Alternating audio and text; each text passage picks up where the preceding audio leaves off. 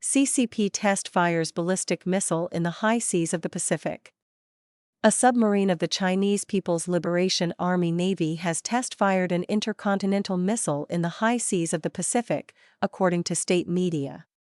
Earlier in the day, Australian media outlets reported the plan had been notifying regional leaders of their intention to fire the dummy warhead. Australian Acting Prime Minister Richard Marles confirmed his government had been notified.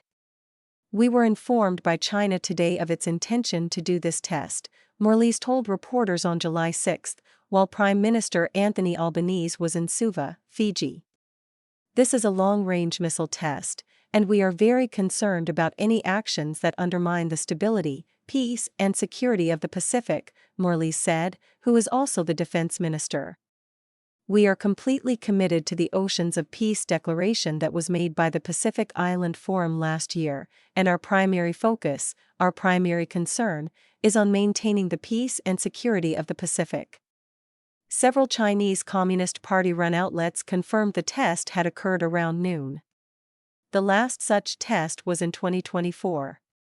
The Epoch Times contacted the Australian Department of Foreign Affairs and Trade for further comment. Data from Starboard Maritime Intelligence reveals 3 Chinese satellite tracking vessels positioned throughout the South Pacific region. 2 vessels are located near the Federated States of Micronesia, and a third in Fiji's capital Suva, incidentally where Australian Prime Minister Albanese just signed off a landmark defence deal with Fiji.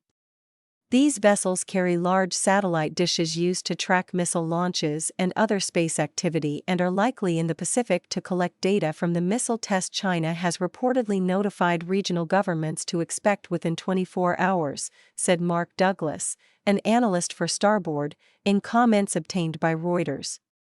"This test has been planned well in advance."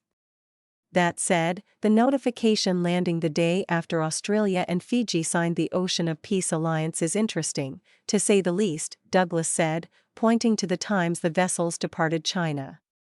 The 2 vessels near Micronesia left China on June 25 and the third in early May.